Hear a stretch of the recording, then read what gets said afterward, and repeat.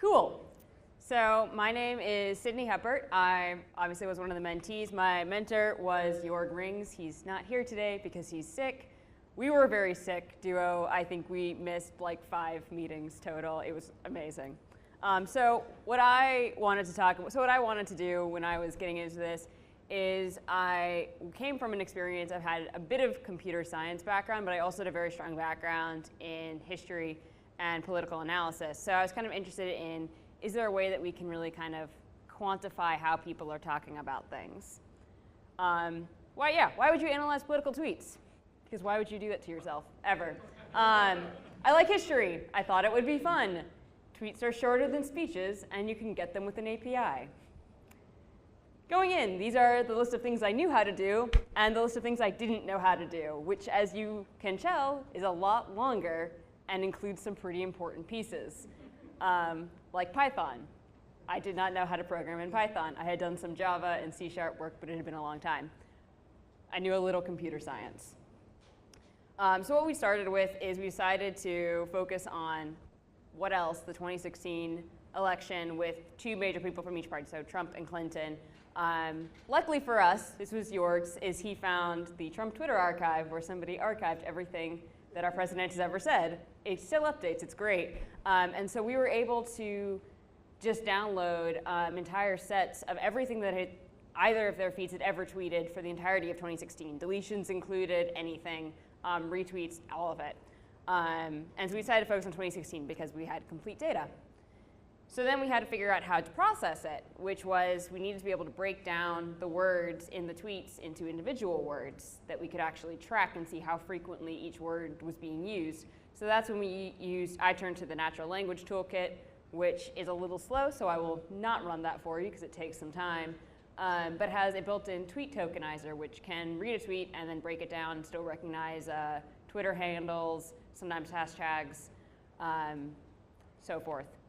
It also, as one of the extensions, has something called the WordNet limitizer, which actually allows you to break down words into like a good root word. So if you had a word like signing, like they were signing something, you could break it down to sign or something like that. So it breaks things down to a kind of a common English word, so it's better to track it. So this is what my data looked like. It's really boring.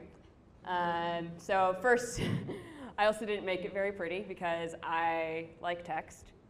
So the first one's this is just a list of I think it's the top 150 words in their Twitter page that wasn't a common word. We were able to remove those for the entirety of 2016. And so then we decided to compare them, see what happens. Again, so data breakdowns. Again, I don't know any statistics, nothing. So we kind of focused on some pretty simple things, which was like kind of what words did they overlap on, like what was the percentages of overlap versus unique, how do they have that compared to the whole, who were they talking to, that sort of thing. So the overlap, which is kind of interesting, is about 50%, which when we all look back on that year, I'm sure it feels like they were completely spinning in different directions all the time. Top 10 words that they each said was their own names, I'm not kidding, each other's names, and America. That really, I swear. The only things that were really unique is when you went from the 50% of words that didn't overlap is you start to see kind of a Twitter bot's version of this candidate speaking. You start to see words that you would kind of start to associate with them. Funny thing that we did notice is that while Donald Trump tweeted about Elizabeth Warren and Bernie Sanders, Clinton tweeted at them.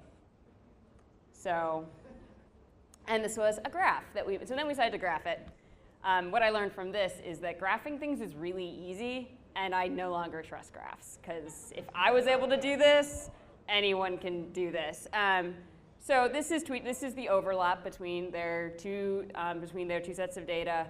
So it's I think this is the top 200, 300 words. They said we put overlaps in anything that happened more than 150 times for either of them. Clinton's on the x-axis, Trump's on the y-axis.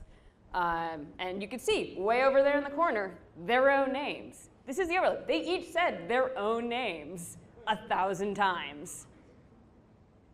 Amazing. We also put it on a logarithmic scale because we realized there was a very quick drop off between frequent words and when it started to get a little bit less common. So yeah, for graphing, we ended up using matplotlib and Seaborn. Matplotlib, if anyone didn't know, was originally built by someone from ChiPy. Logarithmic scale, and as you notice, it is generally linear. Like, there's really not much statistical difference, but again, this is the overlap, so that shouldn't be a ton of statistical difference, probably. So the things we took away is not much statistical difference on word choice alone. Data analysis is really easy in Python, especially compared to Java. The APIs and extensions made this really very easy to work with, and it was really easy to iterate on things quickly and kind of go to new analyses and just try something else, like throw new numbers in, do whatever you wanted.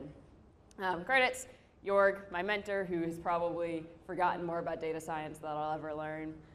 The Trump Twitter archive and the developer behind it, Brendan Brown, NLTK, WordNet, Matplotlib, Seaborn, Pandas, and NumPy, which we just used to help process the data a little bit faster, and of course, ChiPy. Fun facts. Both of them referenced their opponent enough times that it made it into their top 5 words of the entire year. Top 10 if you include their Twitter handles. Clinton's social media team tweeted in Spanish at least 88 times. We know this because our stop words filter, which was catching common English words, didn't catch common Spanish words. And so when de showed up 88 times in our data, we were a little confused. She also used a lot of emojis, which threw a lot of errors for like 3 weeks.